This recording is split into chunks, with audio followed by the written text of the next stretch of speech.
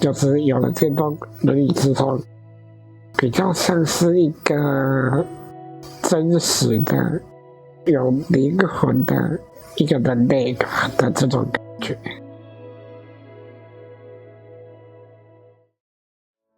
我叫李君奇，然后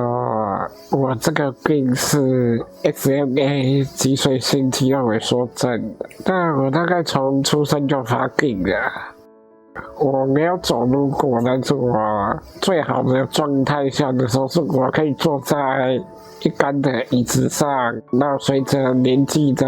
增长，就是功能越来越退化。在我19岁的时候，因为身体状况不好，得了这一个急性的心肝膜炎，然后引发肺部的感染，那所以肺功能整个都退化掉之后，就做了气切，然后又卧床了很长一段时间，那过了一段比较黑暗、比较负面的生活。现在我在教会主要做的就是青少年的辅导的老师。我4、5年前才开始开电动轮椅，身障者开电动轮椅的起步来说非常的晚。我的社工很鼓励我，那我的呼吸治疗师也非常的鼓励我，他甚至是不惜用打赌的方式去跟我说，你一定是出得了人的。所以在一些连接社会资源的情况下，社工的帮助之下，当然中间还有很多的困难的部分，那当然还是把它买了下来，就第一台的手动的电动轮椅。对推其实很无趣，就是去逛街的要推你看什么你就看什么，你也很不好意思说我想要去看那一摊啊，对，我不想要看耳环，我想要看，对，我想要看公仔，你不太可能，因为你被推的时候，其实推的人也累。有了电动轮椅之后，我常常说比较像一个比较有灵魂的人。这种感觉跟你现在比如说那个好像很有趣啊，看跟人那什么你要去哪里，你是好像就冲过去了。我的状况是差到说，我坐上去，我的头不会左右倒，只能在那里动不了，那就是一个很完蛋的状态，因为你整个全身都不能动。你到底要怎么开电动轮椅？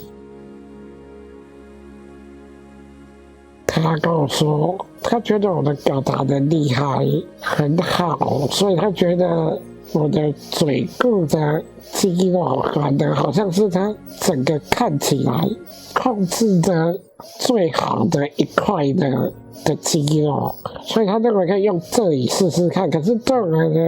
我来讲很难想象，怎么就要用嘴唇去控制电动轮椅？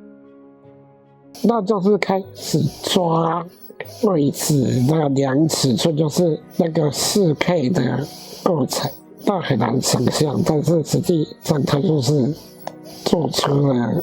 这个东西。个性的问题，讨厌放弃也是可以很辛苦，但是很讨厌放弃。是，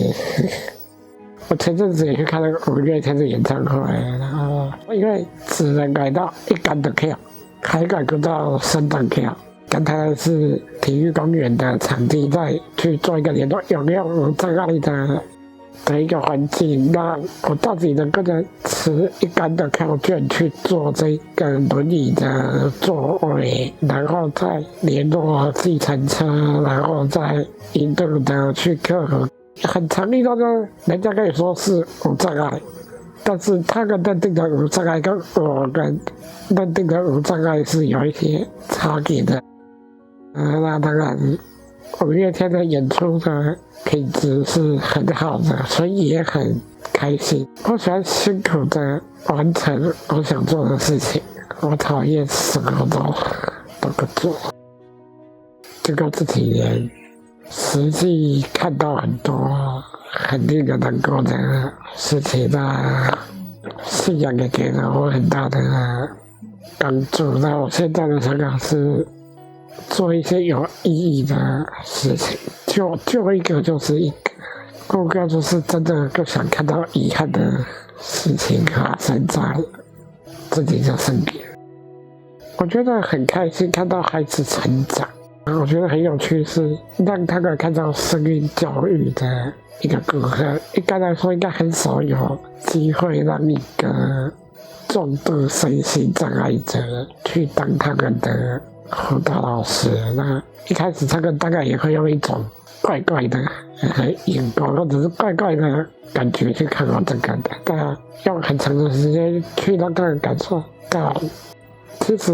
我跟他们想象的或许没有那么不一样。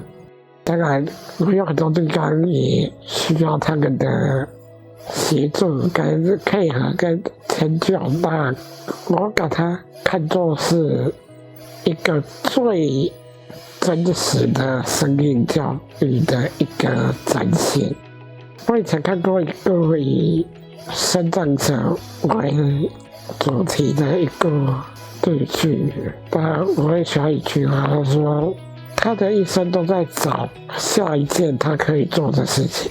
比如说我现在手可以开电动轮椅，总有一天我可能开，然后我现在学习去用嘴开，我希望每一个身障者都可以去做自己现在还能做到的事情。然后有一天你个人做了，你也不要想说我本来可以这样的，但是我现在不行了，所以就沮丧掉了。你再去找下一件